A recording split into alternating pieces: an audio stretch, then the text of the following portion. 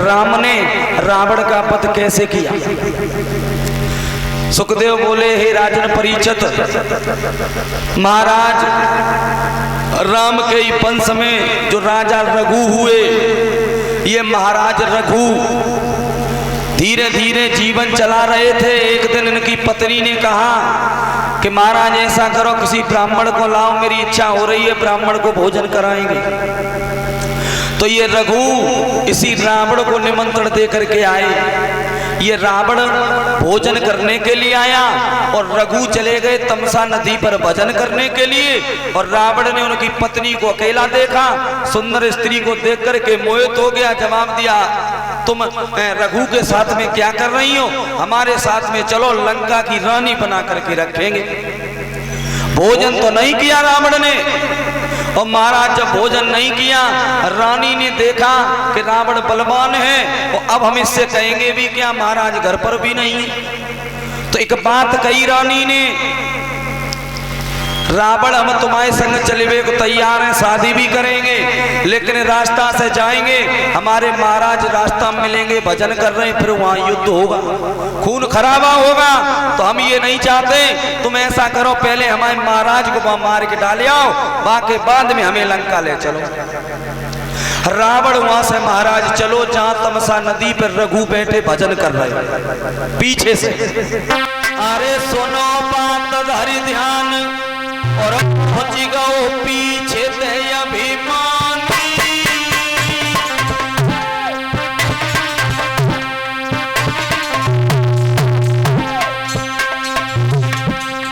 तमसा नदी के बीच बनी, लो हाथ में पानी। तमसा नदी के बीच हाथ में पानी।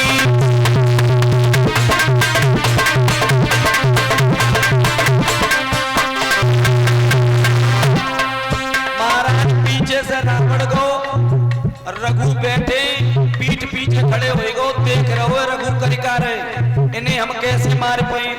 लेकिन रघु ने कहा, काम करो परीक्षित जी, पानी हाथ पे रखो हथेली पे, और हथेली पे रख के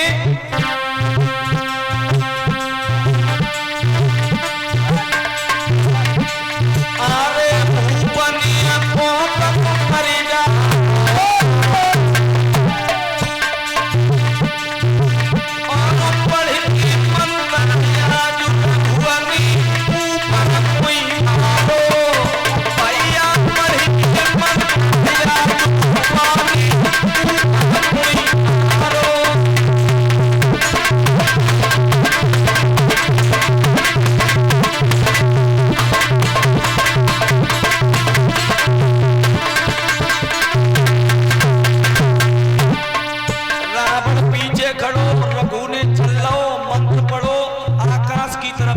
पानी, और जैसे ही महाराज पानी फेंको, रावण सोचने लगो, ऐसी तो पूजा हमने काऊ की नहीं देखी जैसे रघु कर रहे, कि रघु ने करो तो करो का, हमें पूछबो चाहिए। अब रावण कहो तो मारवे के नहीं हो तो, लेकिन विचार बदलेगा, हम पहले पूछेंगे कि रघु ने जी करो तो करो का।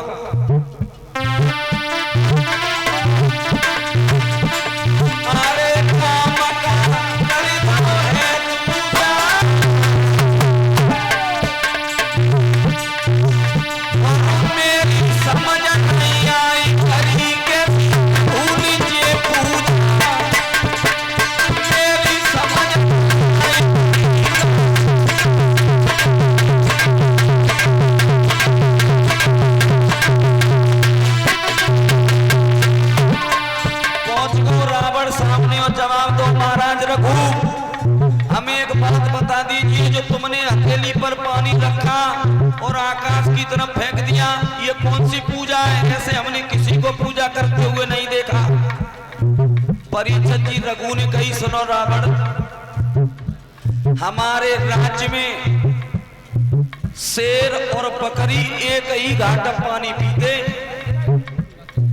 लेकिन आज एक बात बनी गई का, जल्दी में हम घर से निकले आए, भजन करने गए, धनुष बाण घर ही छोड़े आए, भजन करने को बैठ गए, लेकिन एक शेर ने एक गैया घेर ली है।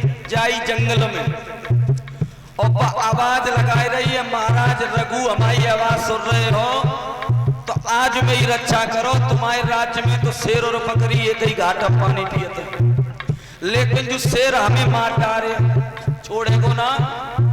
तो पे आवाज लगाई रही महाराज रावण से, बोले रघु तो हमारे पास धनुष बाण नहीं, तो हमने पानी लेके और मंत्र पढ़ के फेंक दो और पाई पानी से बाण बनाए दो जो जाए के शेर में लगे, अब शेर मर जाए और गैया बच जाए।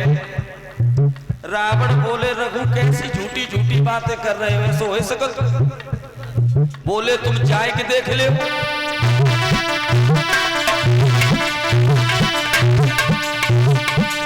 अरे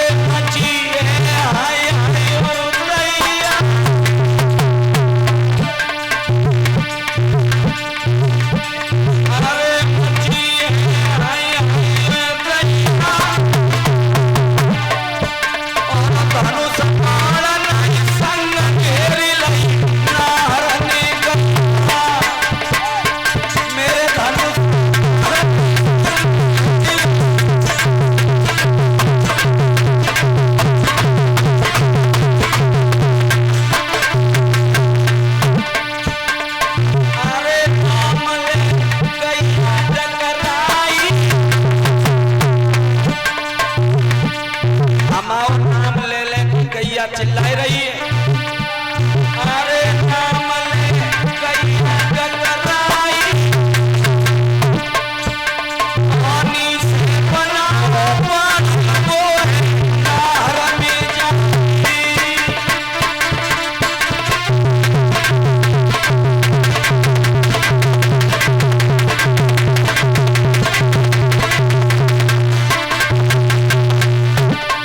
जवाब दो, पानी से जो नहर लगो शेर मरेगो, गैया जाओ रावण तुम खुद देख लो आराम से घास चल रही है। रावण ने सोची हम तो रघु को मारे वे गले आए थे, और अगर जी बात सत्य हो गई तो हम रघु को ना मार पाए, लेकिन देखे आई पहले युद्ध बाद में कभी सो देखने गो परिचत जी तो वास्तव में पै सत्य बात है, शेर मरो पड़ो और गैया घास खाई रही। दिमाग बदली गो, अब हम लौट के नहीं जाए रघु के पास।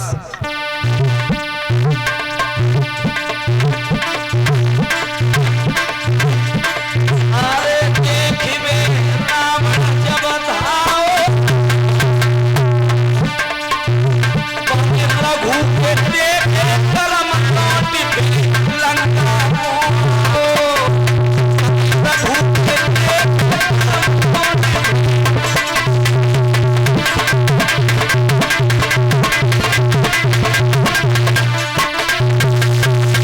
सुखदेव बोले राजा परीक्षित बाने देखो कि महाराज रघु ने पानी से बाण बनाए कि शेर माथो, तो हम महाराज रघु को ना मार पाए, तो वहां से भाग गया लंका के लिए। और जब भागो तमसा नदी से पूजा करके रघु अपने महल में गए, और जैसे ही गए रानी ने महाराज को आता हुआ देखा, जवाब दिया तुम ब्राह्मण को न्योत करके आए थे, लेकिन आपको नहीं मालूम उसने हमारे साथ क्या किया। सारी बात बताई कि हमसे कह रहा था कि तुम हमारे साथ चलो, लंका की रानी बना करके रखूंगा। और जैसे ही महाराज ये शब्द सुने रघु को क्रोध आ गया। रघु ने जवाब दिया हमारी पत्नी से, और हमारी पत्नी का अपमान किया हमारे ही घर में। मैं रावण अब कसम खाता हूं तुझे जिंदा नहीं छोड़ेंगे, तुझे जिंदा नहीं छोड़ेंगे।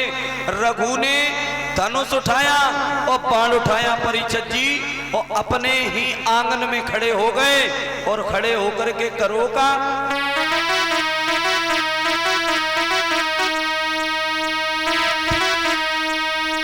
अरे रघु भूपनी धनुष लाओ,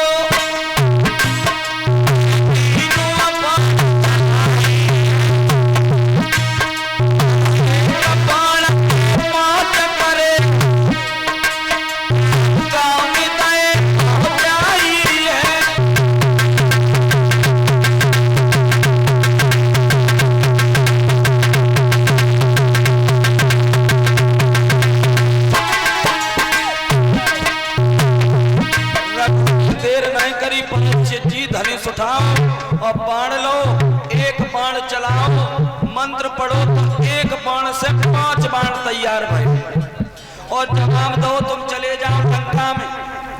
रावण हमारी पत्नी से हम शब्द बोल गया, उसे पकड़ करके लाओ, हम उसे मारेंगे, जिंदा नहीं छोड़ेंगे। एक बात और कही, इतना ध्यान रखना, रघु के राज्य में स्त्री पे और गैया पे अत्याचार न करो जात। गैया पे और स्त्री पे रघु के राज्य में अत्याचार नहीं होता है। जब तुम रावण को पकड़ने के लिए जाओ, अगर बीच में गैया या स्त्री पड़ जाए तो फिर बाय लेके मत आइयो, तो फिर छोड़ दियो। बाण चले महाराज,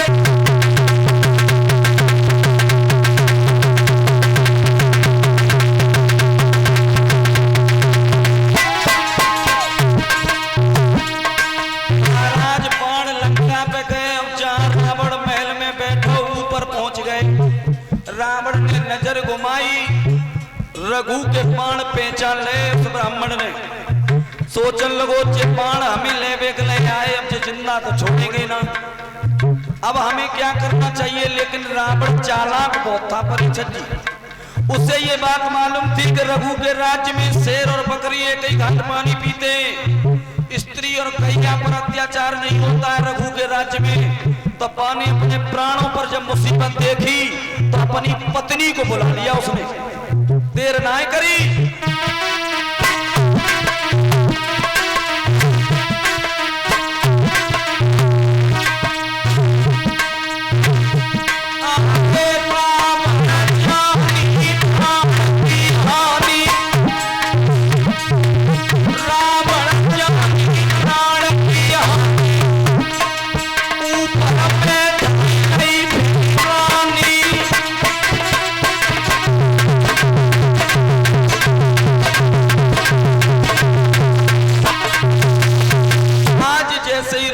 बाण देखे तो अपनी पत्नी को बुला लिया और जैसे ही पत्नी बीच में आई तो रघु के बाण जो थे वहां से लौट आए। जवाब दिया, महाराज रघु, तुमने ये हमें वचन दिया था कि स्त्री बीच में पड़ जाए तो फिर पकड़ करके नहीं लाना। हम छोड़ आए रावण को, क्योंकि बाकी पत्नी बाके बीच में आई गई। आज महाराज रघु ने, सुखदेव बोले, हे राजन परीक्षित, वो बाण लिए, वो बाण जो 5 थे उससे एक बाण फिर तैयार किया और वो बाण लेकर के तमसा नदी में गाड़ दिया और ये वचन दे दिया कि रावण आज तू बच गया, लेकिन ये हमारा वचन है, जिस दिन तेरी मौत होगी उस दिन इसी बाण से तेरी मृत्यु होगी। और जैसी वो बाण गाड़ो पे मैया हंस गई। जवाब दो, रावण ने तुम काहे को हंसी? तो पे माता ने फिर बता दिया कि रावण तेरा काल आज तैयार हो गया।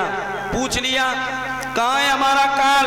तो आज पे माता ने कहा कि भाई महाराज रघु ने बाण तमसा नदी में गाड़ दिया, उसी से रावण तेरी मृत्यु होगी। जैसे ही शब्द सुने, आधी रात्रि के समय परीक्षित जी रावण आया और तमसा नदी से पई बाण उखाड़ करके ले गया, उखाड़ करके ले गया।